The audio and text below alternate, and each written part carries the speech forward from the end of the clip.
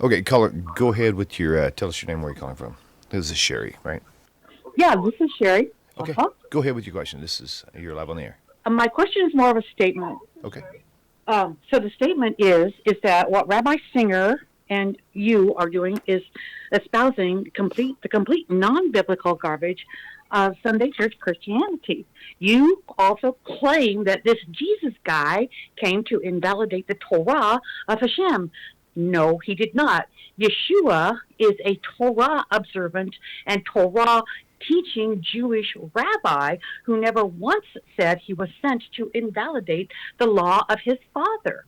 All you are doing is espousing the opinions of what Sunday church, the non biblical Christianity teaches, not what the Bible really does teach.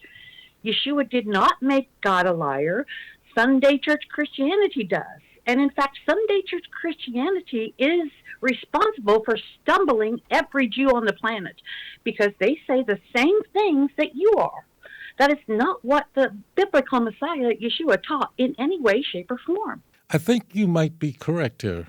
And in fact, that's the point. We don't know what the historical Jesus believed. We don't know how the historical Jesus lived his life. We don't know. The reason we don't know is because Jesus didn't write anything. Nothing survives. The only literature we have about Jesus from the first century was written by Christians who were definitely won over by Paul. From the first century, we don't have a single non-Christian source who was alive during the time of Jesus that wrote a word about him. There are statements, like in Mark chapter 7, which seem to convey that Jesus was saying that what enters your mouth doesn't defile you, which would certainly create a tension between Jesus and the Torah. Mark chapter 2, at the very end, seems to convey that Jesus is the Lord over the Sabbath, which means you don't have to keep it any longer. But I believe that these two examples in the earliest gospel are a later invention. So it's possible that you're correct. No one knows. The most overarching feature of New Testament scholarship in the last 120 years has been what Albert Schweitzer was pursuing, and that is, who was the historical Jesus?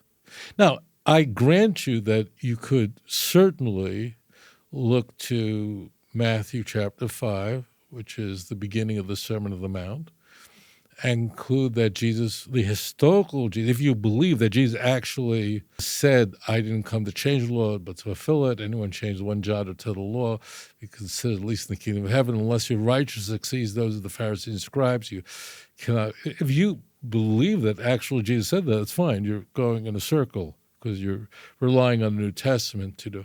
So you well do that. But I think that your point is correct, meaning that Paul won the day.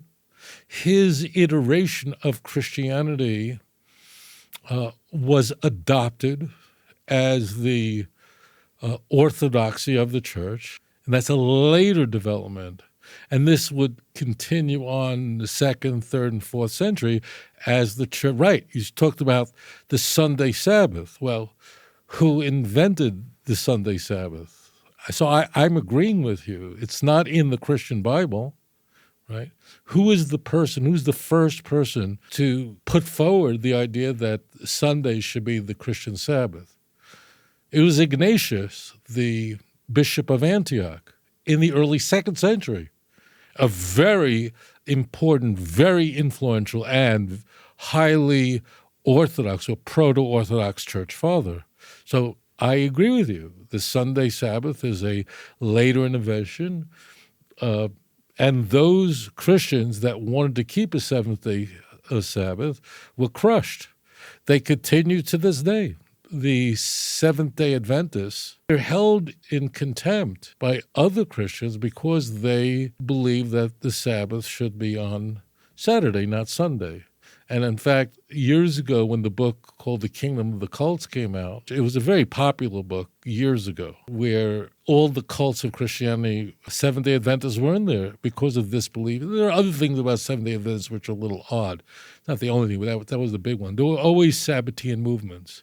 So I agree with you, but the Christianity that we know today, that's Trinitarian, that opposes ritual Torah, is a development of the church. And as the church would move further and further away from the Judaism from which it's a heresy of Judaism, but the early Christians didn't believe in the Trinity. The early Christians kept Shabbos, presumably, can't be sure, but it seems that way. The information we have seems to be pointing in that direction. So I thoroughly agree with you. But that said, what you have done was simply saying, Rabbi Singer, I agree with you completely. But remember that Paul is the one who says that you don't have to keep ritual law anymore, and let no one tell you that you should keep holidays, Shabbat. I mean, Paul says that, not Rabbi Singer. I encourage you to read Colossians 2, verse 16, 17. Read Ephesians chapter 2. Christ is the end of the law to all those who believe.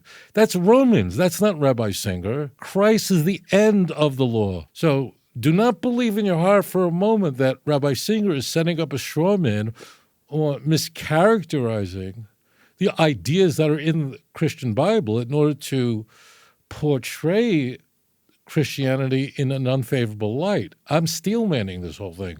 I'm going back to sources in the New Testament by the person who essentially invented Christianity, and that's Paul, upon whom the church relies. So I think you should be attacking Paul, not Rabbi Singer, because it is Paul that says that the law is sin and provokes sin in Romans chapter 7, verse 7, 8, 9, 10. He's saying that to Jews. So you may very well be correct that the earliest Christians were Torah observant. You may be very correct. But I think you've got to stop acting like the United Nations, like the International Criminal Court that blames the Jews for everything. Don't blame me. Blame the writers of the New Testament that are advancing these ideas. Thank you for your comment. If you enjoyed this program, please like and subscribe. אדון עולם אשר מלך בטרם כל יציר נברא ועת נעשה בחפצו כל אזי מלך שמו נקרא ואחרי ככלות הכל לבדו ימלוך נורא והוא היה והוא הווה